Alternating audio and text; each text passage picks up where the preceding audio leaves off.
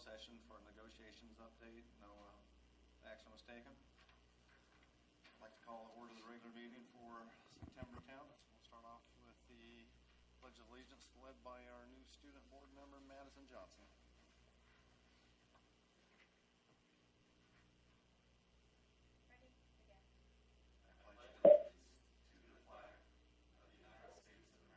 United States of America. We'll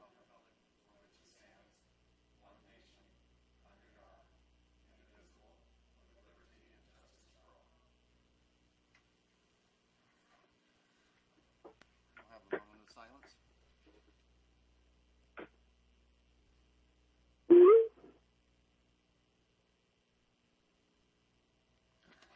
Thank you. Move on to item number 1, adoption of the agenda. Any changes? President Scott, just want to make sure we know that we are adding special concurrent items, letter B, numbers 1 through 4, after item 8.5, and then special concurrent letter C, number 1, after item 11.3. Okay, thank you, Dr. Osbeck.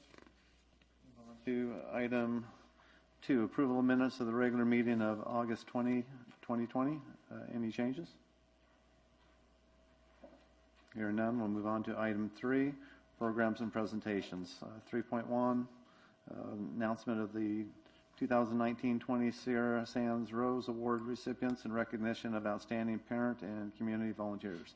Mr. Old.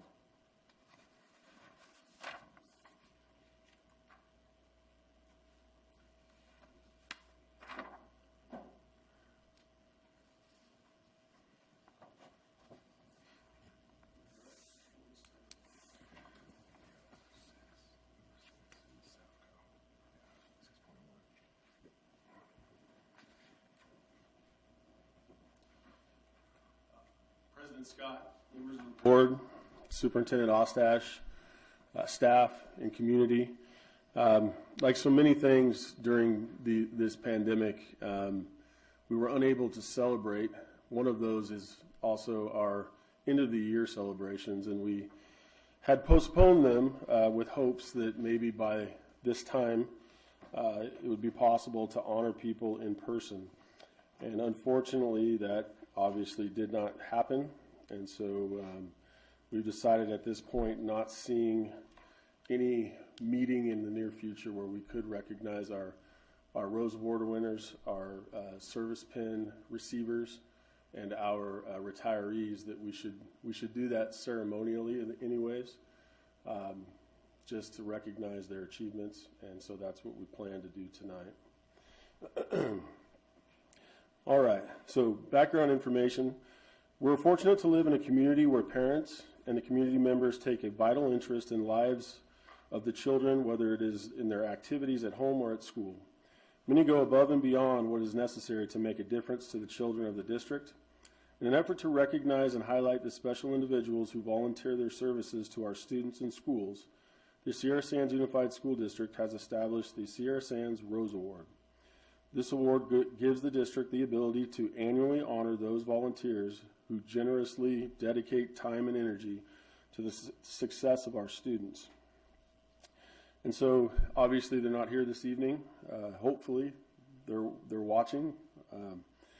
But I would just like to start with the Rose Award winners. I'm just going to tell you which person won from each site. There's a narrative in the board packet where you can read about their contributions last year and the things that they did that they're being honored for. But in the sake of time, I figured that I would just say their names and give them some appreciation. At Fowler Elementary School, the recipient is Mrs. Kathy Huey. At Gateway Elementary School, the recipient is Mrs. Rachel Kimbler. At Inyakern Elementary School, it's Mrs. Lori Luster.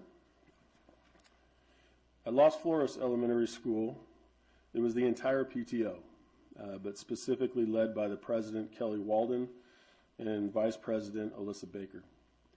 At Pierce, it was Kaylee Campito. At Richmond, it was Kimberly Washburn. At James Monroe, it was Betsy Thabato. This may be a first. We actually had somebody win the Rose Award at 2 schools. At Murray Middle School, again, Kimberly Washburn. At Burroughs High School, it was Julianne Penix. And at Mesquite High School, Jeremiah Ruiz, which is actually Sergeant Ruiz from the Army Recruiter's Office. It's the superintendent's recommendation that the certificates that were signed this evening will be sent to each Rose Award recipient in recognition of their service to the district.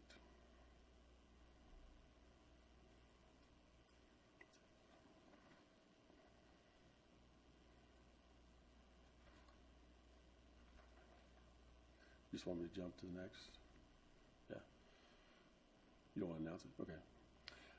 Moving on now to the announcement of the 2019-2020 Sierra Sands Service Year Pin recipients. The background information. The academic mission of our district depends on the dedication of employees who choose to make their careers here.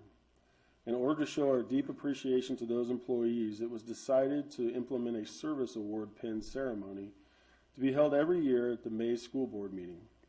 This service award pin represents only a small sense of the gratitude we feel for their loyalty to the district through their years as they've worked here. The assistant superintendent, that's me, will recognize each of the people receiving an award. You might recall that it goes in 5-year increments. So the lists are longer initially, and they grow smaller as we get down into the 30 and 35-year pins. 5 years of service: Valerie Aguilar, Melissa Armendariz, Ann Aston, Zachary Atencio, Patricia Bell, Nancy Blackwell, Andrew Boyd, Megan Cordero, Susan Doms, Chris Dennis, Tracy Dorsey, Julia Eberhardt, Kimberly Foisey, Kellyanne Godinez, Mariah Hanna, Amy Howe, Tamara Howman, Janice Kunz, Jessica Kurtz, Wendy Lillywhite, Deborah Martin, Nettie Miller, Tracy Miller, Melissa Mraz, Sadie Nutter, Blake Onishi, Brittany Rickman, Karina Riddle, Maria Schaefer, Christy Shermer, Sandy Smith, Jeff Tanner, Holly Ussery, Deborah Wilson, Thomas Wilson, Joshua Wright, and Derek Zhang. Those receiving 10 years of service: Stacy Bennett, Jennifer Brown, Kelly Cropley, Rachel Gallardi, Alicia Irvin, Lindsay Johnson, Sadie Orellana, Luz Osorio, Miguel Perez, Kristen Schickning, Christian Spiridolozzi, Gina Wheeler, and Cassie Witt. Receiving a 15-year pin for their service: Veronica Avina, Janet Brana, Tacey Bull, Eric Duncan, Michelle French, Mary Lou Greer, Melissa Hawkins, Elaine Lopresti, Shelley McKenzie, Jonathan Martin, April McMurtry, Patrick McGearbrough, Heidi Miller Costanza, Misty Pate, Eileen Poole, we do have one in the audience, Amy Self, and Christine Sorge. Receiving 20 years of service: Tricia Allen, Joanne McClellan, Fernando Vargas, and Teresa Sween. 25 years of service: Anthony Barnes, Sharon Brown, Carrie Cope, Brenda Frainer, Donald Meach, and Denise O'Connell. 30 years of service: Gail Antonson, Melissa Chrisman, Lisa Decker, David Vignall, Betty Winslow, and finally the 35-year of service pin goes to Virginia Weiss. The service pins will be mailed to each of the recipients. Mr. Auld, do we have a 40-year? A 40-year? Yes. We got on my list. Just want to make sure we don't. Yeah, we do. There it is. And that's impressive, so let's not leave her out. 40 years of service, Gail Dahan. The service pins will be mailed along with a letter of appreciation, and there's no action that needs to be taken. And then finally, we'll do the retirees. The talents and contributions of district employees are the key to the success of the students of the Sierra Sands Unified School District. Near the end of each school year, the Board of Education takes time to recognize the service and dedication of those employees who have retired during the current year or will be retiring at the end of the current year. Again, we have the hourglasses that have the plates on them that we provide to all of our retirees. Done a little bit of math. Hopefully it's accurate. I'll announce the name and also share how many years they served in Sierra Sands. Simon Austin, 27 years. Rose Bonaventura, 22 years. Charla Bredegum, 15 years. Mary Campbell, 22 years. Nadita Chafin, 17 years. Kathleen Champany, 15 years. Isaac Cheeks, 28. Aaron Christiansen, 12. Melissa Chrisman, 30. Carol Francis, 16. Christine Howard, 21. Elaine Littleton, 36. Kurt Menard, 22. Dolores Ortega, 18. Betsy Parsons, 16. Sergio Ramirez, 19. Mark Vasquez, 19. And Tammy Welsh, 31. Their retirees will receive their hourglass through the mail along with a letter of appreciation. Thank you, Mr. Old. I don't want to repeat myself 3 times. This is one of the difficult parts of this pandemic, not being able to celebrate our volunteers, our staff, and our retirees. I mean, going along with all the other events everyone's missing out on. I would hope that we would possibly present these hourglasses maybe in person instead of throwing them through the mail. Yes. If we can maybe just have them pick them on up or get them to their sites. So we'll move on to item 4, public hearings. 4.1, public hearing and adoption of resolution number 4, 2021, statement of assurance of sufficient textbooks and instructional materials and certification that pupils are provided with standards aligned textbooks and instruction materials. Ms. Sefka. Good evening, President Scott, members of the board, Dr. Ostash, staff, and community. Education Code 60119 requires a local education agency to conduct a public hearing and make a determination through a resolution as to whether each pupil in each school in the district has sufficient textbooks or instructional materials, or both, in each subject that are consistent with the content and cycles of the curriculum framework adoption by the State Board. The public hearing shall take place on or before the end of the 8th week of school. District and site personnel have determined that sufficient textbooks or instructional materials, or both, have been provided and will continue to be provided in accordance with Education Code Section 60119. All students have standards-based aligned textbooks and instructional materials in history, social science, math, science, and English language arts for the 2020-21 school year. Additionally, sufficient textbooks or instructional materials were provided to each pupil enrolled in foreign language and health classes. Lab science equipment was available for science lab classes offered in grades 9 through 12, and some of it virtually. In compliance with Governor Newsom's issued Executive Order N-2520 relating to the convening of public meetings in light of the COVID-19 pandemic, public hearing comments were to be submitted in writing or received by telephone by noon on September 10, 2020, supporting, opposing, or otherwise commenting on the public hearing item. Emails were to be sent to superintendent@ssusd.org. Written correspondence to SSUSD Superintendent, attention Diane Naslin, 113 West Felspar Avenue, Ridgecrest, California 93555. Telephone comments on the public hearing were to be left on voicemail at 760-499-1600.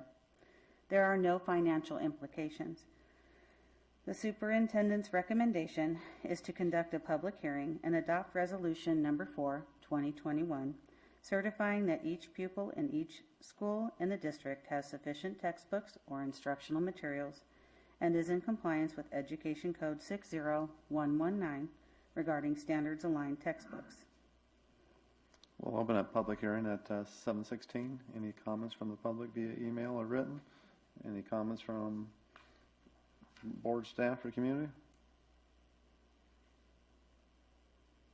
We'll go ahead and close public hearing at 7:16 and a half.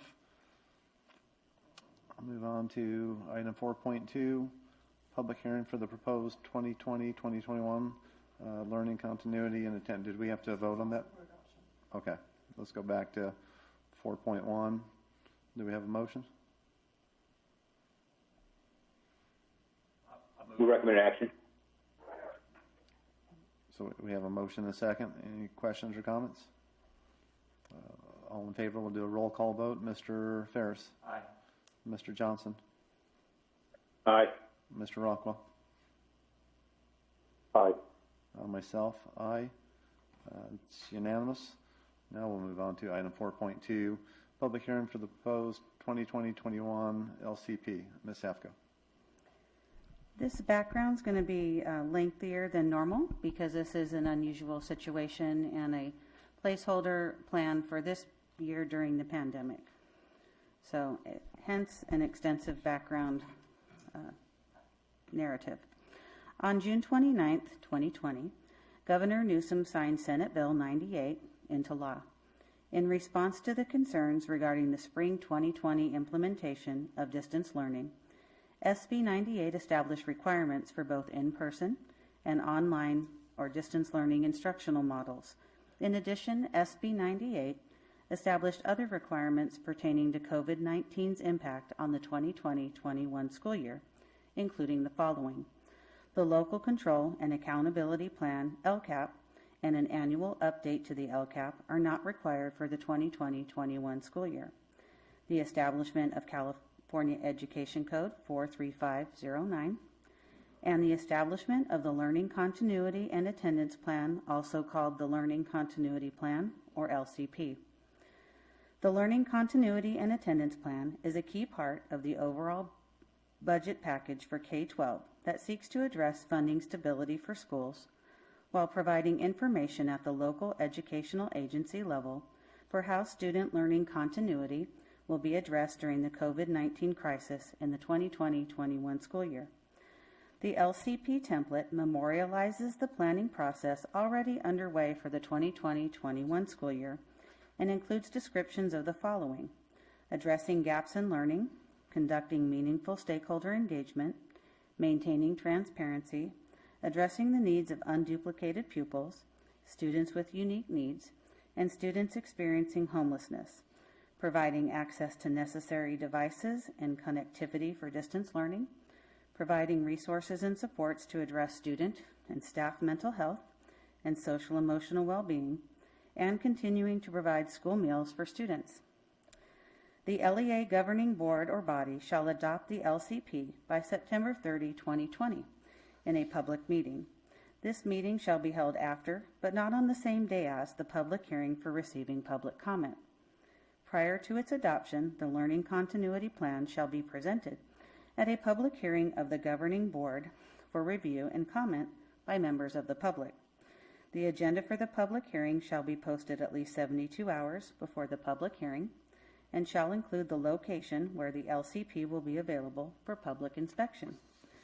Additionally, the governing board must provide options for remote participation in the public hearings and the public meeting in which the LC plan is adopted.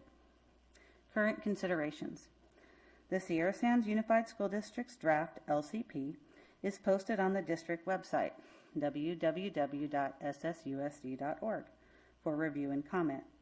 Comments received from the public hearing from the district website will be considered as appropriate to make final revisions to the plan.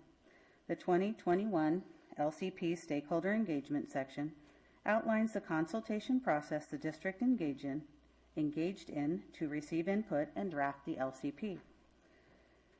Revisions were made to the LCP as stakeholder input was received and considered.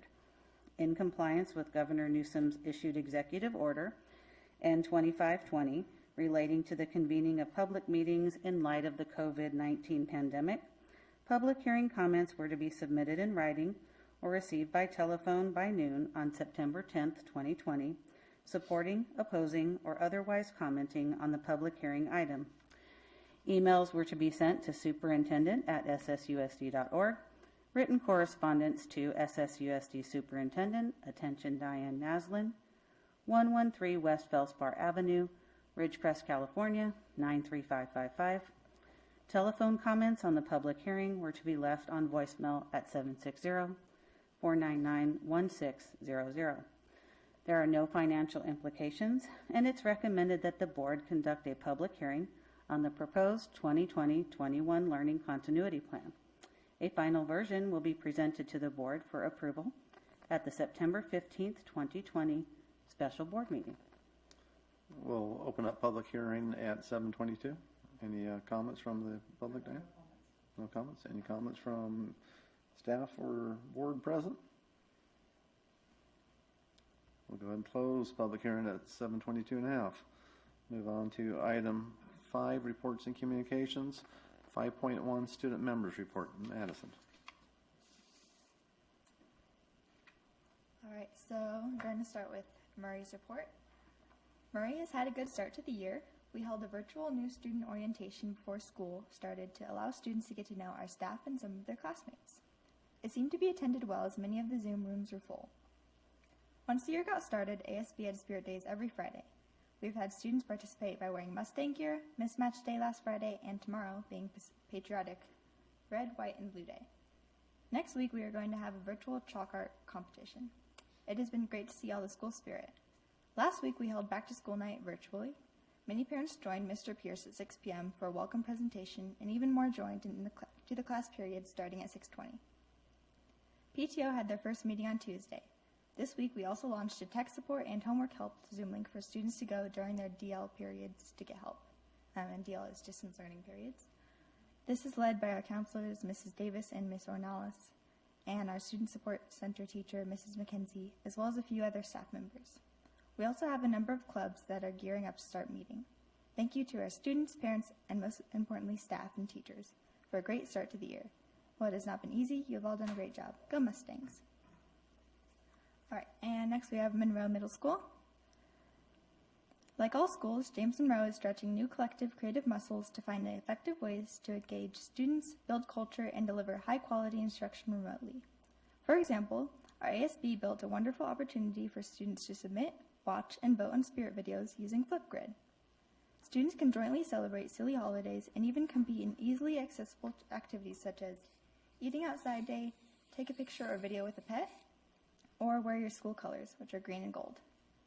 Since the nationwide research indicates that students are struggling with social emotional growth as well as access to their education, the wonderful teachers at James Monroe have been working hard to deliver both. Thank you to everyone for your regular engagement and innovative culture building. All right, next we have Mesquite High School. Welcome back. Mesquite students have gotten off to a busy start, distance learning style. Our ASB and yearbook students are working hard to keep us connected. We had our first virtual Spirit Day, Bring Your Animal to Zoom Day, on Friday, August 28th. ASB also hosted their first school-wide Community Friday, September 4th, where they introduce themselves and discuss upcoming events. Our next Spirit Day will be Friday, and we will be honoring 9/11 by wearing red, white, and blue. Our first ever virtual back-to-school night was on Wednesday, September 8th. Parents and students met with their students, teachers, and Mesquite staff via Zoom to continue to collaborate with one another and create a successful distance learning experience. All right, and our last one, we have Burroughs High School. Despite the lack of in-person instruction, the students and staff of Burroughs High School have been extremely busy. Over the summer, Link Crew recruited and trained student leaders for the annual freshman orientation, which was held over Zoom on August 12th.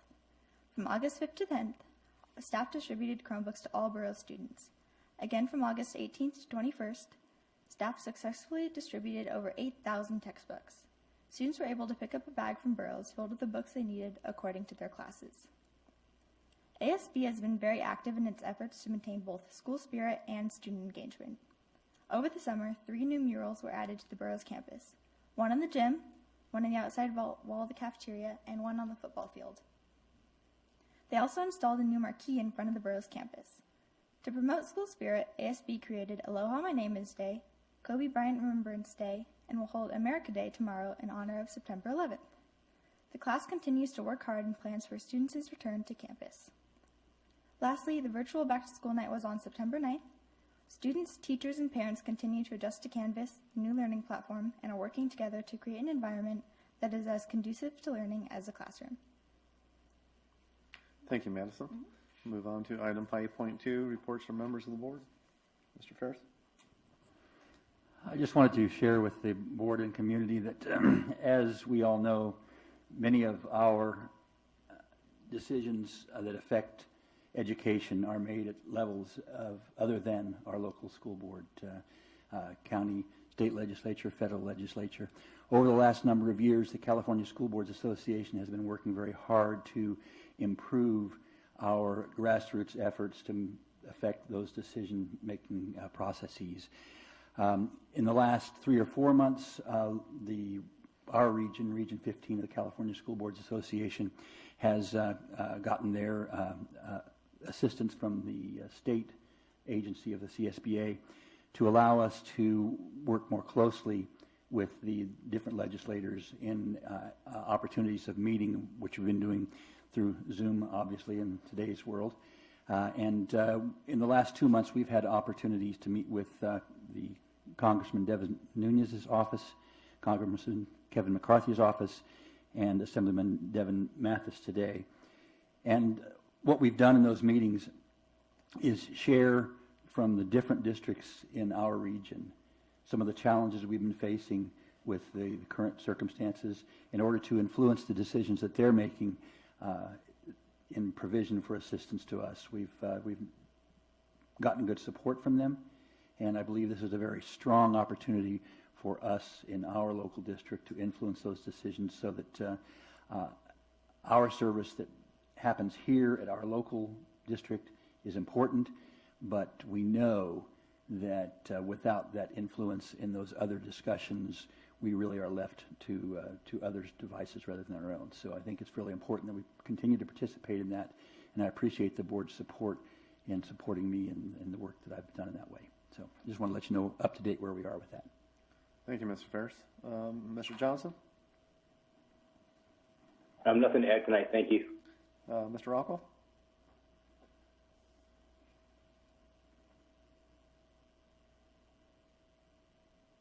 Nothing, thanks.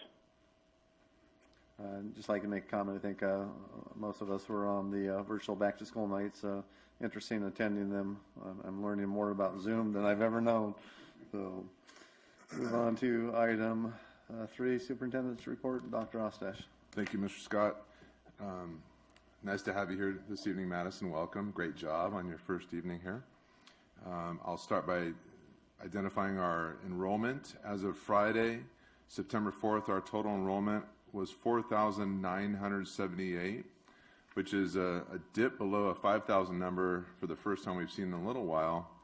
Last year, this time was 5,163, so we are down 185 students this time last year, and so we're grateful that the number that we're down is relatively small, but it is a small dip nevertheless, and so we're monitoring it very closely, and we know that surveying our parents and being responsive to teacher input and student input is important, and so I think you'll see this evening we've got some ideas and some action items this evening that are responsive to that input that we think will further refine where we are, but we think we've done an incredible job rolling out.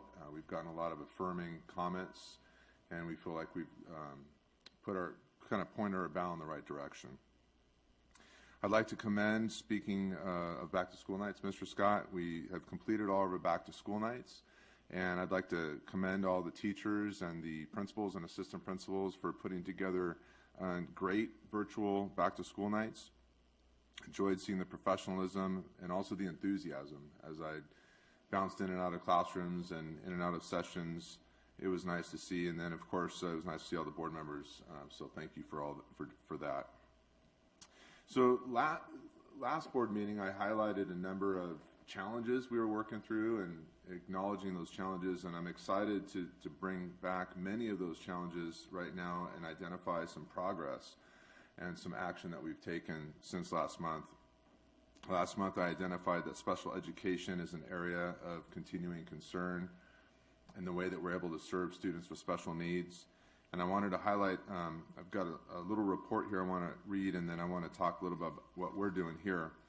The California Department of Public Health on September 4 unveiled updated guidance on providing in-person instruction to small groups of students. And it adjusts the criteria in two critical areas that have particular impact on special education, childcare, and early education.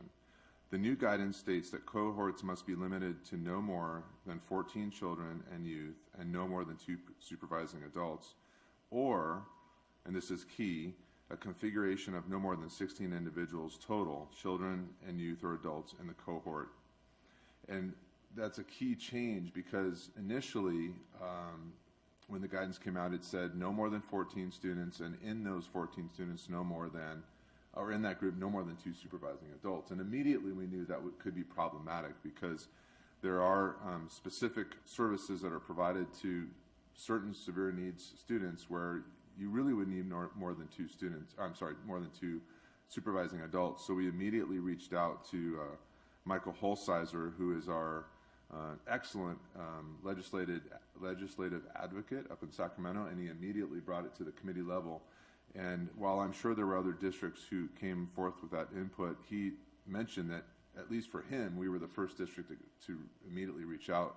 So I believe Sierra Sands had an impact on this statewide legislative update that provides more flexibility and provides a better pathway for us to get some of our students back into some in-person instruction or targeted assistance. The updated guidance also offers more flexibility on instruction in child care centers and preschools. We have preschools, by revising language so that one adult can work with multiple cohorts on the same day as long as the students in the cohort are no older than 5 years old. The guidance states that adults should be assigned to one cohort and must work solely with that cohort unless serving children 5 years of age and younger, in which case an adult may be assigned to no more than 2 cohorts. So that's some of the highlights today. And then just a few hours ago, Mr. Delvick, our executive director of SELPA, led the community advisory committee, and I actually participated in that as well and appreciated the parent input. And in these meetings, we're getting the input so that we can best put together our written plan this month, then to take to our bargaining units, DATA, DAGA, and CSEA, and work in partnership with them to start rolling out our tiers of in-person targeted support. And a couple of the parents, guardians, in some cases grandparents, asked this evening, when do we think this might happen? And of course we don't know, but our goal is, if everything works as quickly as possible, it'd be nice if we could start seeing that first tier of in-person support services in October. So that is our goal in the district. Okay, another area that I identified last month as an area of interest and concern was nutritional services. I had identified that we had a lot of drop in student participation in the meal program, which concerned us. And I'm happy to announce that from a federal level on August 31, the United States Secretary of Agriculture, Sonny Perdue, announced that the USDA would extend the free meals for kids through December 31. This means we can continue serving free meals to our children in Sierra Sands into the fall months and winter months, just as we did last spring and through the summer. So for all those in the audience, anyone listening, it's important to note, and we've of course put this information out there to all parents through Parent Square, but all of our students may pick up food every day from our school sites at no charge to the family. So that's very important, and that's a great update. Also, I talked about screen time and how how all of this works in distance learning with synchronous learning and asynchronous learning and live instruction and distance learning support period, et cetera. It's a complex working. So we've been communicating with our parents and our students and our teachers and negotiating with teachers bargaining unit regularly. And one area that we recognize as a theme among these stakeholders is this thematic concern about screen time. We know that a high quality education does require a robust synchronous learning program with live instruction and plenty of opportunity for students to be connected to the teacher and fellow students every day. And we've done that. We came out and implemented outstanding, robust, rigorous instructional schedules. But the obvious challenge is, where do you strike that optimal balance? In an attempt to strike that optimal balance, one of the action items for tonight for the board to review and our request to have approval is a new memorandum of understanding that integrates some additional asynchronous learning blocks for students, grades 2nd through 12, which could decrease screen time for all involved. And just a couple other items. I mentioned also the new environment for our school resource officers, with safety being such an important element in our district.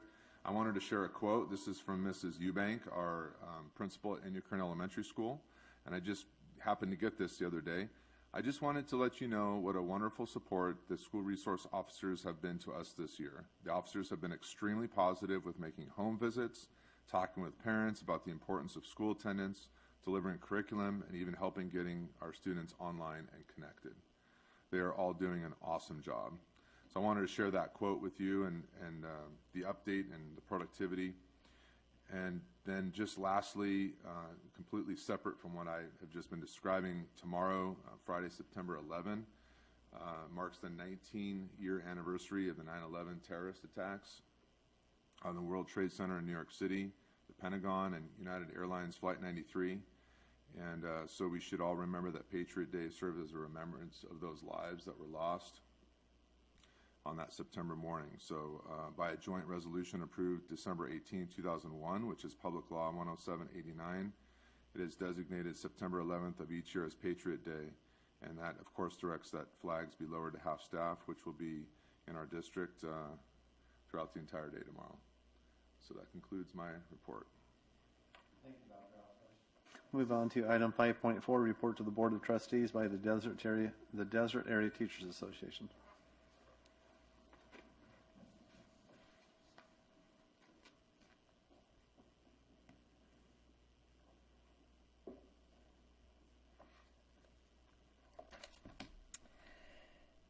President Scott, Superintendent Ostash, board members, staff, community. It feels good to be back. Feels weird to be in shoes. I really haven't worn shoes since March 16th. I wear earrings and work clothes, but I think slippers are an amazing thing. We're about a month in now, and that feels kind of weird to say, an entire month. And it was a rough start. There's no way to get around that. But it feels like things might actually be getting better. That had been my hope, that we'd all kind of settle in, and to some degree that is certainly happening. And then we have some actual, really good news. Canvas is tricky. Canvas is tricky business. And trying to learn it while trying to do everything else was a little bit overwhelming. So we had training at the beginning, which was certainly helpful, and now it's especially helpful because we're getting more training. And now that we know a little bit more, we feel this is going to be really effective, and we're very, very grateful that we're able to get more training, really when we need it on the topics that we want. So we're very grateful for that. Also, Dr. Ostash, Mr. Auld worked with data leadership, and we cobbled together an MOU. I think it's number 17 or something. And but we found time at the end of the day. So teachers have this giant mountain of work that's separate, right, from the teaching, and it's a result of 100% distance learning, which we all know we have to do. And it's nice to get the time. That's fabulous, right? And that's real. It's also nice to be heard, to know that we can go in and say, listen, this is what's happening, and to have the district respond.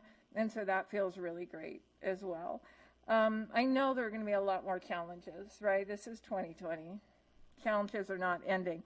But I also feel a lot more confident and hopeful now than I had a while ago. And I feel like we're going to have these challenges. We're going to meet them head on, and we're going to get together, and we're going to work them out the way we've been doing. And that's going to honor all the work and effort of teachers, and it's going to take into account what our students need and what the community needs. And so I don't know what else is waiting, but I know it's not good. But I also know, together we're going to make the best of it. So thank you. Yeah, there's no roadmap for where we're going.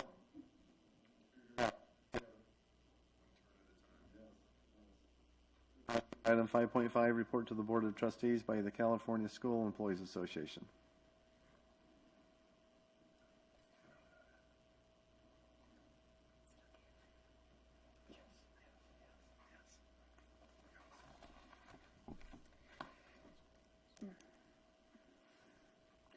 Hello, School Board President Michael Scott, School Board members, Dr. Ostash, community, and staff. My name is Sylvia Payanis, and I am the Union President for CSCA Chapter 188. During this pandemic, CSCA and the district have worked side by side and developed a mutual respectful working relationship. I would like to acknowledge that many of our classified are anxious to begin work, while others have communicated frustration and the lack thereof or mixed communication between sites and supervisors in regards to what they will be doing for work. Thank you for your hard work and your dedication to the district and the well-being of all involved. Thank you. Thank you. We'll move on to item 5.6, communications from the public. In our virtual world, do we have any communications? No communications. Okay, and then we'll move on to item 6, educational administration. 6.1, approval of supplemental IXL math learning licenses for Burroughs High School. Ms. Safko.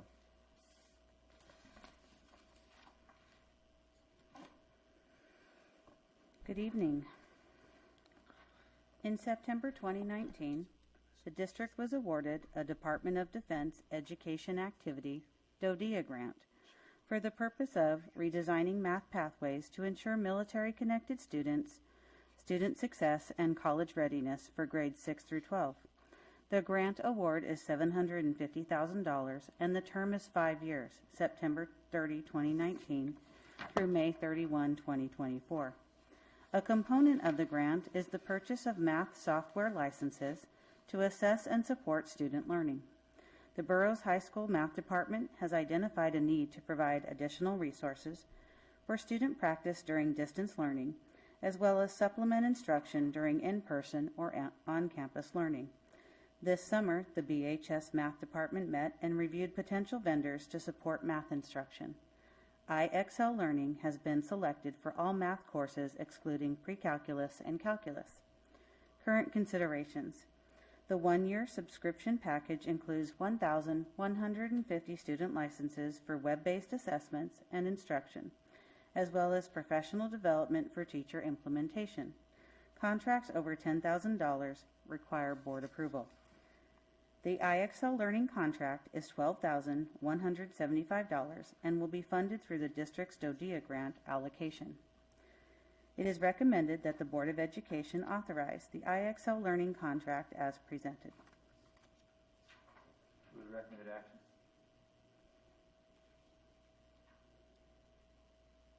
Second. We have a motion and a second. Any questions or comments from the board, staff, or community?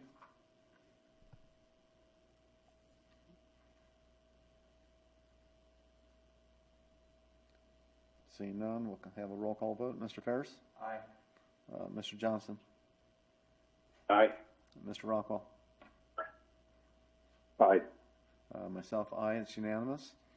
Move on to item 7, policy development and review. 7.1, approval of revision of board policy administrative regulation 3270, sale and disposal of books, equipment, and supplies. Ms. Smith. Good evening, President Scott, members of the board, Superintendent Ostash, community, and staff. The Assistant Superintendent of Business and Support Services has reviewed selected board policies and administrative regulations as a result of recommendations for revisions from the California School Boards Association Policy Service. All proposed policy and administrative regulation revisions reflect recent changes in applicable state and federal laws and regulations. The board policy and administrative regulation are being updated to reflect minor revisions made in regulations to more directly reflect law regarding the disposal of property in the local public dump, define criteria for rendering materials inappropriate for sale or donation, renumber legal sites pursuant to the Uniform Guidance for Federal Grant Funds, and cross-reference new BPAR 3230 federal grant funds. There are no financial implications, and it is recommended that the board approve the revisions to Board Policy Administrative Regulation 3270, sale and disposal of books, equipment, and supplies as presented. Move the recommended action. Move recommended action. Second. We have a motion and a second. Any questions or comments from the board, staff, or community? We'll have a roll call vote. Mr. Ferris? Aye. Mr. Johnson? Aye. Mr. Rockwell? Aye. And myself, aye. It'll be unanimous. We'll move on to item 8, personnel administration. Move 8-1 and 8-2. Second. We have a motion for 8-1. Second. 8-2. Any questions or comments? We have a roll call vote. Mr. Ferris? Aye. Mr. Johnson? Aye. Mr. Rockwell? Aye. Myself, aye. It was unanimous. Move on to item 8.3, adoption of resolution number 7, 2021, week of the school administrator. Mr. Old. The California Department of Education encourages districts to recognize October 11th through the 17th as Week of the School Administrator.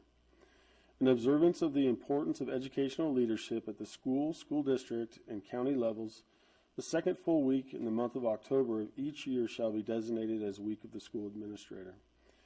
Schools, school districts, and county superintendents of schools are encouraged to observe the week with public recognition of the contributions that school administrators make to successful pupil achievement.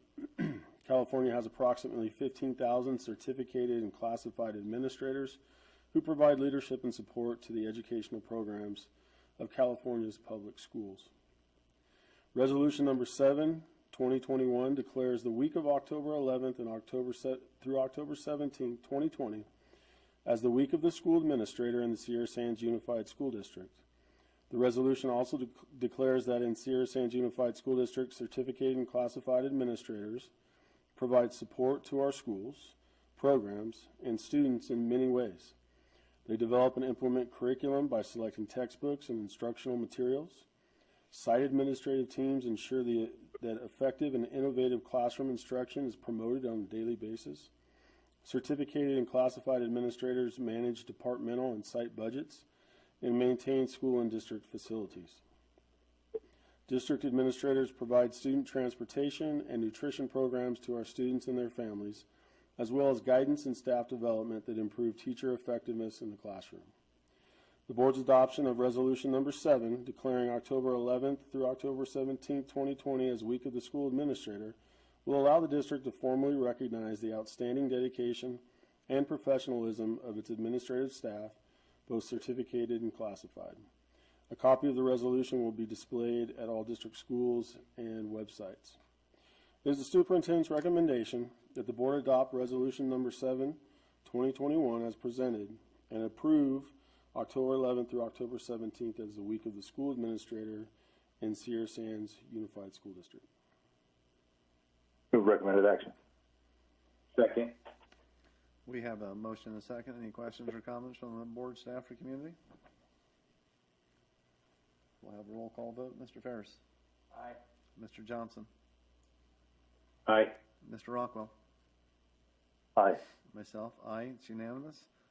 Thank you, Mr. Old. We'll move on to item 8.4, approval of memorandum of understanding number 2 with the Desert Area Guidance Association regarding COVID-19 for the 2020-2021 school year. Mr. Old. The background information is there. I'm going to skip the first paragraph because you've heard it a number of times. In order to address the effects of changes related to the school closure and other issues associated with the tasks performed by our employees, represented by the Desert Area Guidance Association, or DAGA, the district and DAGA have met and negotiated the effects these changes have had and will have on employees' work conditions.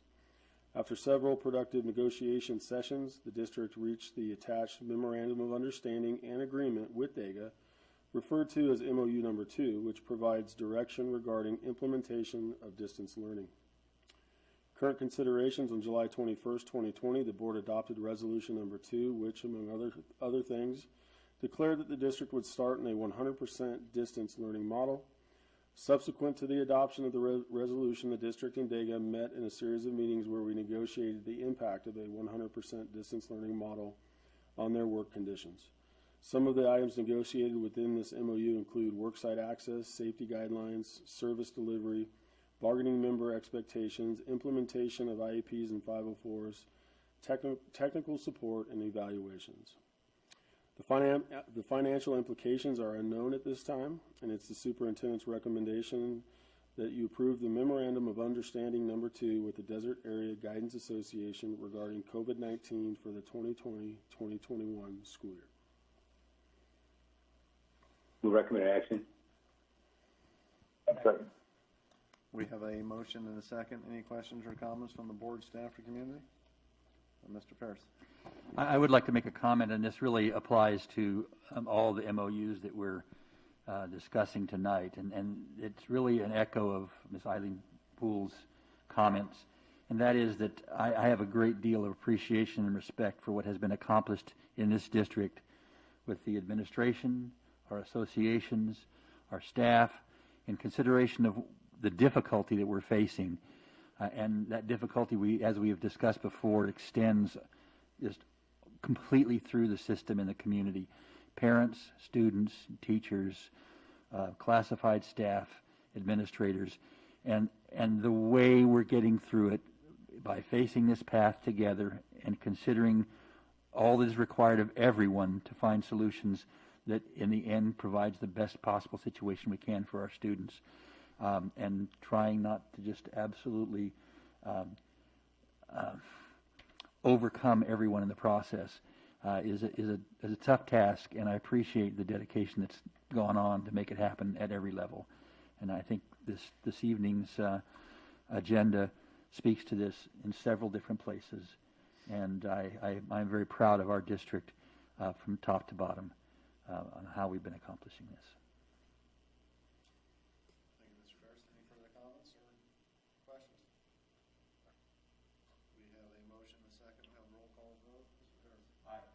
Mr. Johnson. Aye. Mr. Rockwell. Aye. Myself, aye, unanimous. We'll move on to 8.5, waiver request enabling the district to assign individuals in certificated positions without appropriate credentials. Mr. Olden. Approval of the governing board is required when a district is filing for a variable term waiver, provisional internship permit, or short-term staff permit in order to assign an individual who is not appropriately credentialed for his or her assignment. Approval is requested for the district to submit requests to the Commission on Teacher Credentialing for a variable team waiver, provisional intern permit, or short-term staff permit in order that the district may assign the following individuals. The names and the sites are included in the agenda.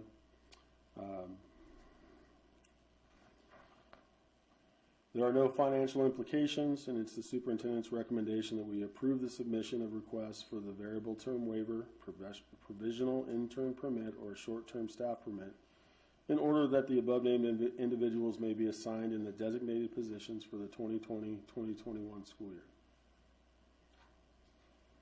Move recommended action. Second. We have a motion and a second. Any questions or comments from the board, staff, or community? We'll have a roll call vote. Mr. Ferris? Aye. Mr. Johnson? Aye. Mr. Rockwell? Aye.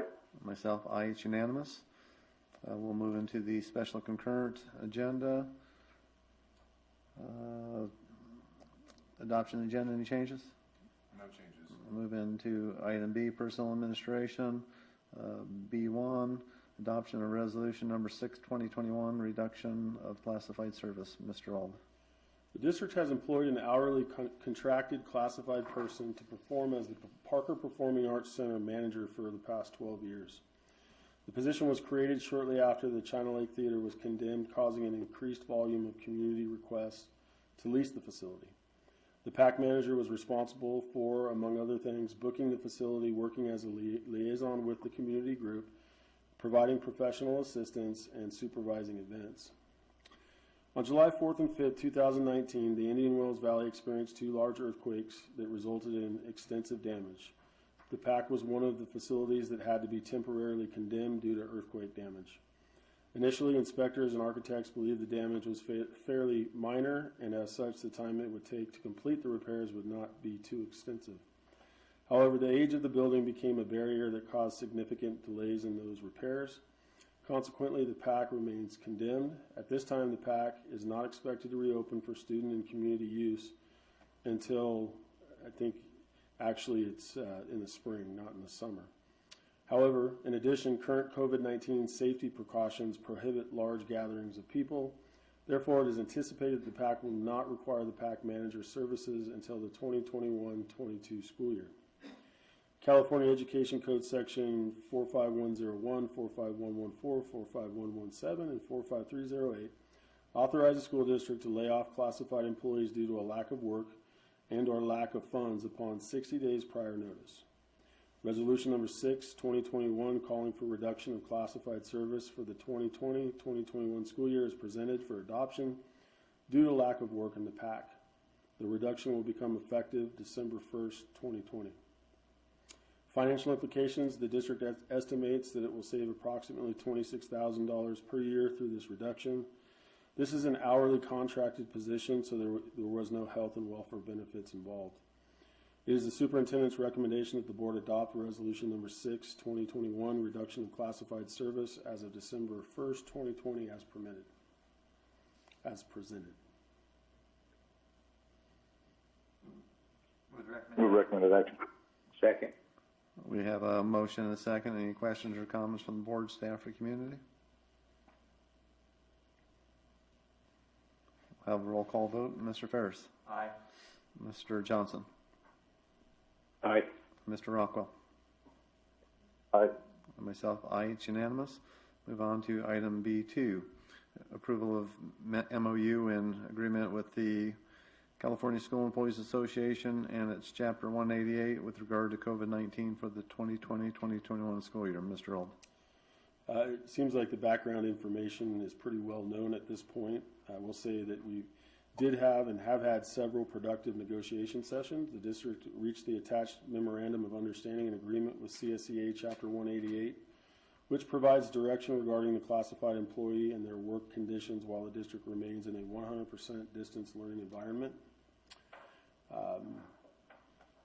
Subsequent to the adoption of the resolution, the district and CSEA met in a series of meetings where we negotiated the impact of this model. Some of the items negotiated within this MOU include safety, evaluations, and leave. The financial implications, cost to the district is unknown at this time. It is the superintendent's recommendation to approve the memorandum of understanding with the California School Employees Association and its Chapter 188 for COVID-19 for the 2020-21 school year. Move recommended action. Second. We have a motion and a second. Any questions or comments from board, staff, or community? We'll have a roll call vote. Mr. Ferris. Aye. Mr. Johnson. Aye. Mr. Rockwell. Aye. Myself, aye. It's unanimous. Move on to B3, resolution number 8, 2021, number 9, 2021, and number 10, 2021. Teachers teaching out of their major minor field or area. Mr. Ald. Education Code Section 44263, 44256, and 44258.2 require the board to adopt resolutions in order for the district to assign teachers in areas or subjects other than their credentialed field or area. A total of 14 teachers within the district have been assigned to teach in areas other than their credentialed field or area. They have, however, completed the required coursework to enable them to teach the designated subjects or grade levels in accordance with the Education Code. Resolution number 8, 2021, number 9, 2021, and number 10, 2021 are necessary to assign these teachers in areas or subjects other than their credentialed field or area. It is important to note that these are all credentialed teachers. The resolutions simply serve as vehicles to allow the district greater flexibility in teacher assignments while still being in compliance with credentialing laws. There are no financial implications, and it is the superintendent's recommendation that the Board of Education adopt Resolution 8, 9, and 10 as presented. Move recommended action. Second. We have a motion and a second. Any questions or comments from the board, staff, or community? Hearing none, we'll have a roll call vote. Mr. Ferris? Aye. Mr. Johnson? Aye. Mr. Rockwell? Aye. And myself, aye. It's unanimous. Move on to B4, approval of MOU with data titled Asynchronous Instruction and Attendance, Participation and Engagement to be implemented during distance learning for the 2020-2021 school year. Mr. Old. Subsequent to the adoption of resolution number 2, district administrators, teachers, and staff have been working intensely in an effort to develop a distance learning plan that meets the requirements set forth in Senate Bill 98. In addition to ensuring compliance with the Senate Bill 98, efforts are also being made to ensure that the district learning program is highly effective. A component of an effective distance learning program is designing an effective daily school schedule. Current considerations. As the schedules were implemented, 2 instances developed that required negotiations. The first was the implementation of the California Department of Education guidelines for reporting attendance, participation, and engagement. The CDE reporting process is more labor-intensive than taking attendance in the traditional setting. This is especially true in the secondary grades where teachers have as many as 150 students they teach each day. Therefore, this MOU provides 30 minutes of teacher-directed time each day to complete this task. The second circumstance that developed was regarding elementary grades 2, 3, 4, and 5. Specifically, the concern the data brought to the district is there was little, if any, asynchronous time provided throughout the school day. The district and data negotiated and agreed to a modification to the instructional schedules for grades 2, 3, 4, and 5, which will make the final 45 minutes of each instructional day an asynchronous learning block. During the asynchronous learning block, teachers will work on teacher-directed activities that might include but are not limited to grading, SST, SAT prep, IEPs, professional development, parent contact, and assessments. The students will work on independent assignments and enrichment activities during this time.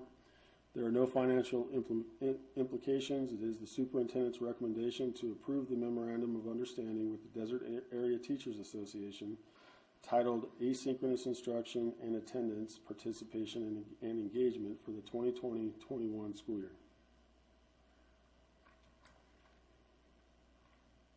Move recommended action. Second. We have a motion and a second. Any questions or comments from the board, staff, or community? Hearing none, we'll have a roll call vote. Mr. Ferris? Aye. Mr. Johnson? Aye. Mr. Rockwell? Aye. Myself, aye. It's unanimous. Move back into the regular agenda. Move into item 9, general administration, 9.1, gifts to the district. Mr. Ferris.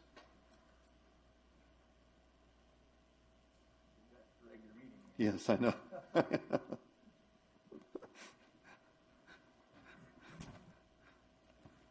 The following gifts were received. Stater Brothers donated 475 bags with an estimated cash value of $50 to be used at Las Flores Elementary School.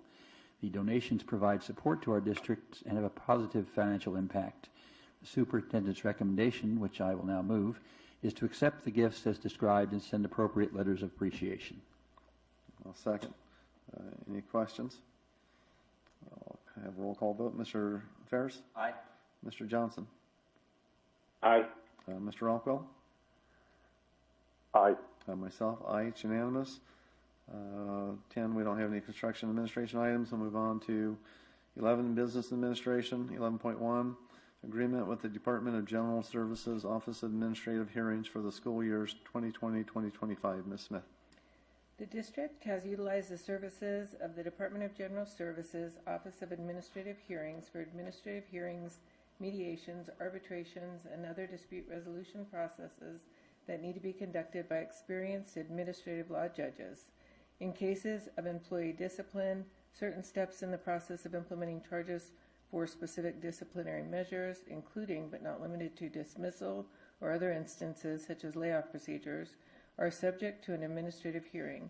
Employees who are covered under collective bargaining agreements may request an administrative hearing as part of their due process rights. The district has a contract with DGS that will end October of 2020. Although the district does not use this service extensively, it is deemed in the best interest of the district to have this contract in place if the need arises. The standard recommendation for establishing the contract is to implement a maximum amount of $48,000. This does not imply that the district will spend this amount, rather it is a declared maximum. It is difficult to project an actual cost, but costs that the district have incurred since 2015 are delineated below. In the past 5 years, the total amount paid has been $18,035 in 2016. It is recommended that the board approve the agreement with DGS OAH for the 2020 to 25 school years as presented. Move recommended action. Second. We have a motion and a second. Any questions or comments from the board, staff, or community? Have a roll call vote. Mr. Ferris. Aye. Mr. Johnson. Aye. Mr. Rockwell. Aye. Myself, aye. It's unanimous. We'll move on to 11.2, adoption of resolution number 5, 2021, approving the 2020-2021 estimated GAN limit calculations for the Sierra Sands Unified School District. Ms. Smith. The GAN limit, named for Paul Gann, the author of Proposition Number 4, which amended the state constitution to establish this limit, is intended to constrain growth in state and local government spending by linking year-to-year changes in expenditures to changes in the inflation and population. Inflation for these purposes is currently the annual percentage change in California per capita personal income. For school agencies, change in average daily attendance is used as a measurement of the change in population. Established in 1979 following the enactment of Proposition 13 and subsequently amended by Proposition 111, the GAN limit applies to the state of California, cities, counties, and special districts, as well as to school districts and county offices of education. Education Code Section 42132 specifies that each governing board shall adopt a resolution to identify the estimated appropriations limitation, which is quote-unquote the GAN limit, for the current year and the actual appropriations limit for the preceding year. Further, the section requires that the documentation used in the identification of the appropriation limits shall be made available to the public. The Sierra Sands Unified School District has calculated its GAN calculations as part of the 2019-20 unaudited actuals on Form GAN, and a copy of this calculation is attached. GAN limit calculations, as required by Proposition 4, did not require cuts to government spending, but rather limited the growth of government spending to be no faster than the growth in population and inflation. There is no financial input for this action, in that the calculations are based on a formula established by law. It is recommended that the board adopt Resolution Number 5, 2021, establishing the appropriation limit as presented. Move recommended action. We have a motion and we have a second there, Diane. Any questions or comments from the board, staff, or community? We'll have a roll call vote. Mr. Ferris? Aye. Mr. Johnson? Aye. Mr. Rockwell? Aye. Myself, aye, unanimous. Move on to 11.3, acceptance of the 2019-2020 unaudited actuals. Ms. Smith. The unaudited actuals financial report is a state-required report that presents the district's actual financial activity for the 2019-20 compared to the estimated actuals projected through June 30th of 2020. Although this year, because we did a 45-day revision, the estimated actuals were updated actually in August. The report contains comparative data regarding the general fund estimated year-end totals presented at the time of the 2021 budget adoption and the unaudited actual results of all funds for the 2019-20 fiscal year after the books have been closed but prior to the official audit. There is very little variance between the unaudited actuals and the estimated actuals that were presented with the approved 45-day budget revision. And that's because Ms. McGuire scrubbed our estimated actuals significantly when we did the 45-day revision. Highlights of the unaudited actuals include changes to revenue that are due to decreases in property tax and the redevelopment agency revenues, increases in federal and impact aid payments, increases in unrestricted lottery apportionments, and increases in other revenues. Changes to expenses are due to increases in salaries, increases in health and welfare benefits, decreases in books and supplies, and decreases in operating expenses. School closures and supplemental COVID-19 funding contributed to the savings in operating expenses and also decreased the amount that the fund had to contribute to child nutrition services this year. It was necessary to borrow $5 million from Fund 17 to meet expenditures in the general fund in August of 2019 as a direct result of the earthquakes that occurred in July. That temporary loan was repaid in June 2020 at year end. The funds were borrowed again in June 2020 to support cash flow in the general operating fund throughout the 1920 fiscal year. Due to deferrals planned for the 2021 fiscal year, cash flow will continue to be monitored closely.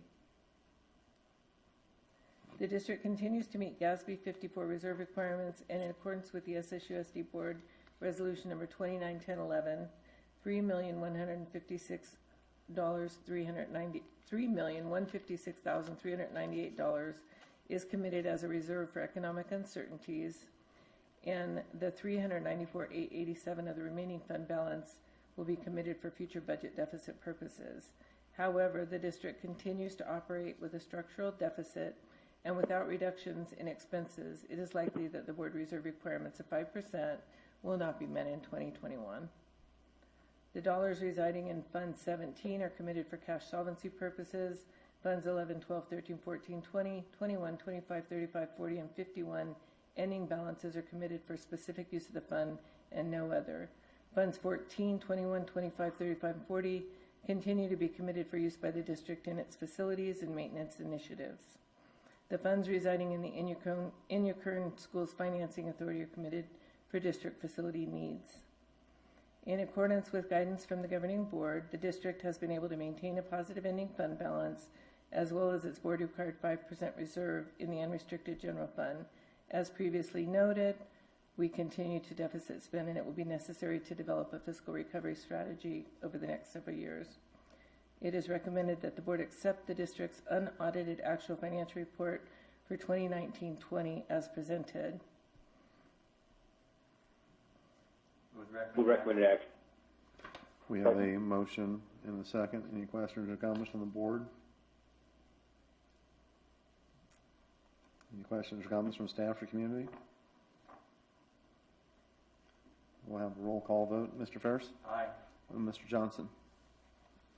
Aye. Mr. Rockwell? Aye. Myself, aye. It'd be unanimous. We'll move back into the, Ms. Smith, is that your last one? Or you know you're doing the next one, looks like. Move into the special concurrent C, Business Administration, C.1, approval of agreement with Inform K-12. So the district has determined that issues associated with the use of manual forms and approval workflows in current processes include an inability to access data and information from a central repository, inaccurate data, repetitive handling of forms, inefficient processing, lack of forms configuration management, increased labor and material costs, and an inability to track the status of forms during the workflow. These issues have been exacerbated by the implementation of distance learning during the pandemic. For example, in the case of the student emergency cards, impact aid applications, and individualized education program documents, without an automated solution, the district will have to mail hard copy forms, include self-addressed stamped envelopes in order to have the forms returned. It is probable that this will hinder the percentage of completed responses, and this could result in negative financial repercussions. The district evaluated several forms automation and workflow systems and has identified Inform K-12 as the system that best meets district requirements. Inform K-12 is an automated form solution that has been implemented in over 150 school districts across the country. The benefits of the solution are increased efficiencies, reduced processing times, reduced costs, accurate tracking, access to data for informed decision-making, error reduction in data entry, configuration management of forms, virtual forms distribution, and dedicated support personnel on the part of Inform K-12 staff. Inform K-12 allows the automation of forms, retrieval of data, printing of Adobe PDF versions of the completed forms, automated workflow for approvals, and reporting of metrics associated with the forms, and provides a unified user experience for our customers. District staff will be trained in the conversion of hard copy forms so that there's an in-house capability for future forms creation. An initial prioritization of district forms for conversion to Inform K-12 and has been completed, and the following forms were identified for initial implementation. And I will say, you can read the list, but the impact aid survey is one that we're very concerned about this year because it does generate millions of dollars for the district, and right now having to do that manually is really a challenge for the district. It is recommended that the district pilot the system during the 2021 school year. The district will assess the efficiencies and cost savings achieved and make a determination for follow-on contracts on an annual basis.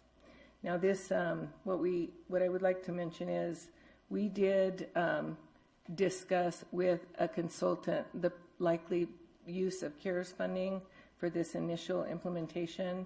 And so we are proposing that we do a 3-year contract with the product.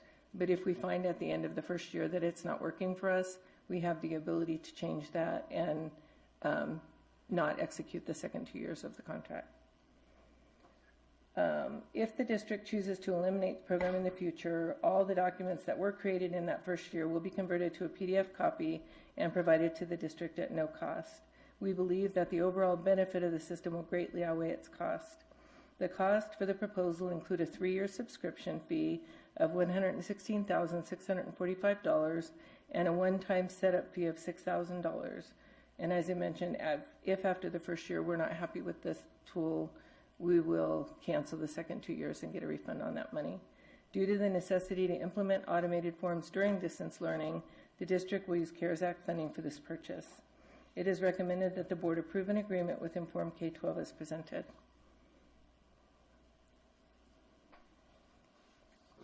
Recommended action. We have a motion and a second. Any questions or comments from the board? Mr. Tars? I would just like to comment that I really appreciate the thoughtful and strategic consideration of the spending of the CARES funds. I think that it's a significant contribution to our district, and using it very wisely and strategically is critical. And thank you for that effort. Any further questions or comments from board, staff, or community? Go ahead, Tim. Mr. Johnson? So, yeah, the question I have is, are we able to keep the time it takes our staff to put the stuff in for CARES reimbursement? I didn't quite catch You broke up there, Tim. I don't know if she caught everything.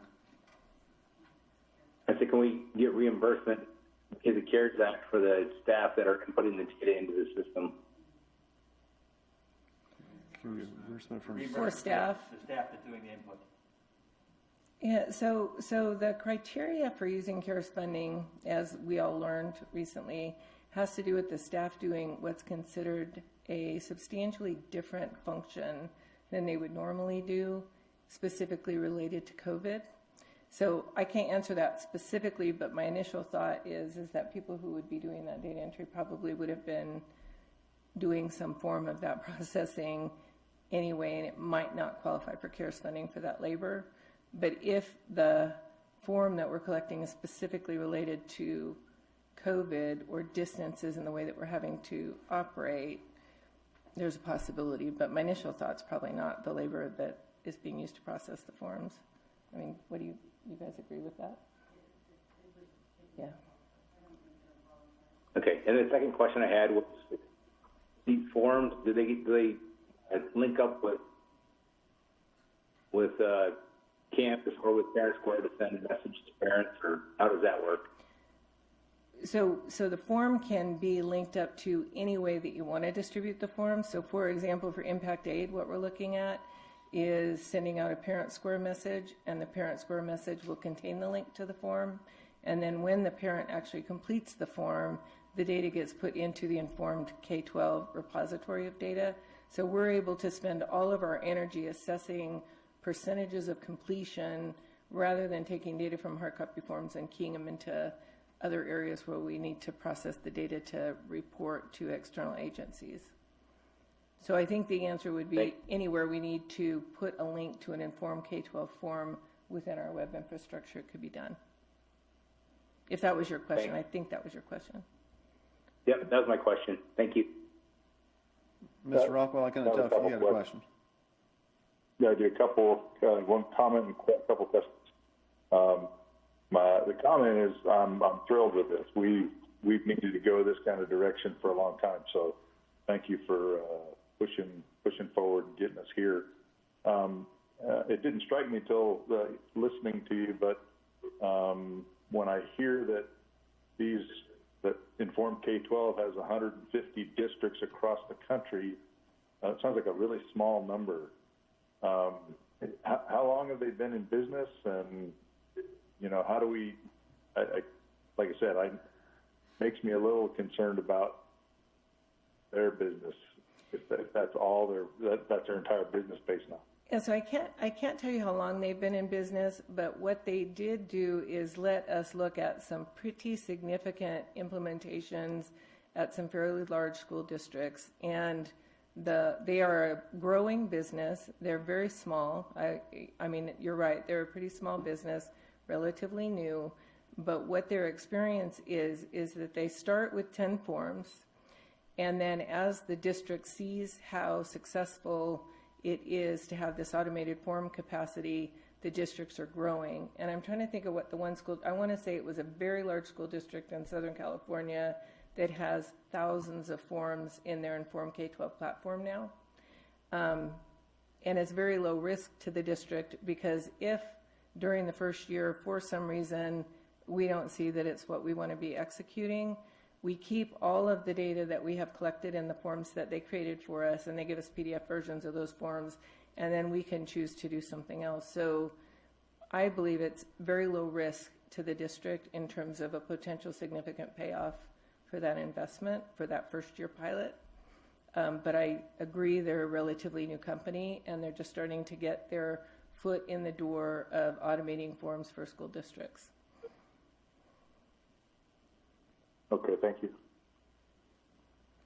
Any further questions or comments? Church, their website says it started in 2012. Oh, thank you for looking. You Googled that while we were talking, huh? Yeah, it's a website. So it started in 2012. And I will say their customer service has been incredible, because we, in order to implement the impact aid, not to bog this down, but we have to be approved as a pilot project for the impact aid project office. And we had some significant questions that needed to be answered in order to apply for that pilot project. And they were incredibly responsive in making sure that we had the data that we needed to go forward with that proposal. And they're committed to prioritizing our impact aid form and getting it done in time for them to have a demo and to get that approved so that we can use it for the automated entry this year. So they've been very, very responsive so far in all of our actions. One of those benefits of finding a young and hungry company. Yeah, that it hasn't got overwhelmed yet. Yes, by Canvas. Yeah, getting it on the ground floor. Any further questions or comments from the board, staff, or community? And confirming we have a motion and a second. We'll have a roll call vote. Mr. Ferris? Aye. Mr. Johnson? Aye. Mr. Rockwell? Aye. Myself, aye. It's unanimous. So we'll adjourn the special concurrent, go back in the regular, but then we'll temporarily adjourn that to conduct the Intercurrent Schools Finance and Authority Board of Directors meeting. Move on to item 1, adoption of the agenda. No changes.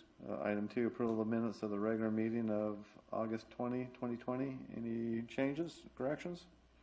Those minutes will stand. We'll adjourn the Intercurrent Schools Finance Authority, go back into the regular meeting to item 13, consent calendar. Move the entire consent calendar. Second. We have a motion and a second for the entire consent calendar. We'll have a roll call vote. Mr. Ferris? Aye. Mr. Johnson? Aye. Mr. Rockwell? Aye. Myself, aye. It's unanimous. Move on to item 14, future agenda. Any future agenda items? And we'll move on to item 15, adjournment. The next regular meeting will be October 15th. Everyone have a good night. It's nice to see additional staff members out in the community or out in the audience this evening.